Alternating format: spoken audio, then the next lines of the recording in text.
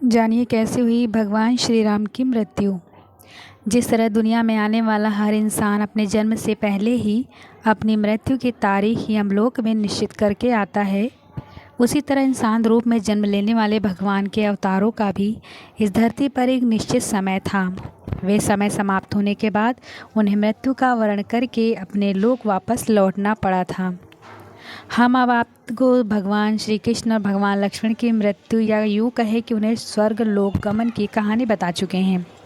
आज हम जानेंगे भगवान श्री राम कैसे इस लोक को छोड़कर वापस विष्णु लोक गए।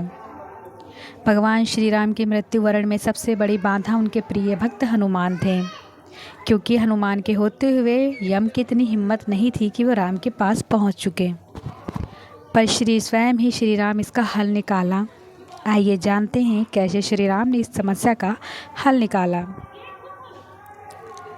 एक दिन राम जान गए कि उनकी मृत्यु का समय हो गया है।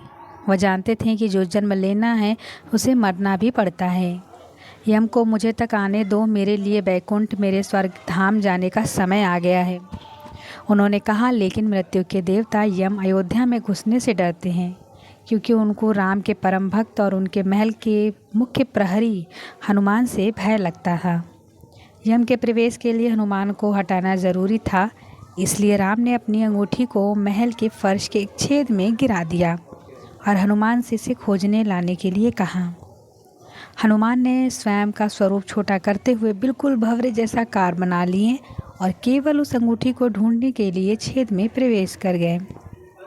वह छेद केवल छेद नहीं था, बल्कि एक सुरंग का रास्ता था जो सांपों के नगर नागलोक तक जाता था। हनुमान नागों के राजा वासुकी से मिले और अपने आने का कारण बताया। वासुकी हनुमान को नागलोक के मध्य में ले गए, जहां अंगूठियों का पहाड़ जैसा ढेर लगा हुआ था।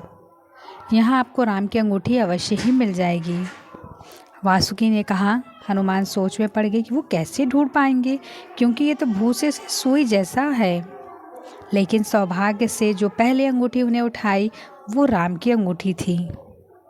आश्चर्यजनक रूप से दूसरी भी अंगूठी जो उन्होंने उठाई वो भी राम की अंगूठी थी। वास्तव में वो सारी अंगूठियाँ जो उस ढेर में थी सब एक जैसी ही थी। इसका क्या मतलब है, वो सोच में पड़ गए। वासुकी मुस्कुराए और बोले, जिस संसार में हम रहते हैं वह सृष्टि और विनाश के चक्र से गुजरती है। इस संसार के प्रत्येक सृष्टि चक्र को एक कल्प कहा जाता है। हर कल्प के 4 युग या 4 भाग होते हैं। दूसरे भाग या त्रेता युग में राम अयोध्या में जन्म लेते हैं। एक वानर इस अंगूठी का पीछा करता है और पृथ्वी पर राम मृत्यु को प्राप्त होते हैं। इसलिए ये सैकड़ों हजारों कल्पों में चली आ रही अंगूठियों का ढेर है। सभी अंगूठियाँ वास्तविक हैं। अंगूठियाँ गिरती रहती हैं और उनका ढेर बड़ा होता रहता है।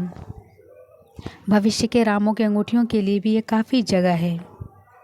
हनुमान जान गए कि उनका नागलोक में प्रवेश और अंगूठियों का पर्वत से साक्षात कोई आकस्मिक घटना नहीं थी। यह राम का उनके समझाने का मार्ग था कि मृत्यु को आने से रोका नहीं जा सकता।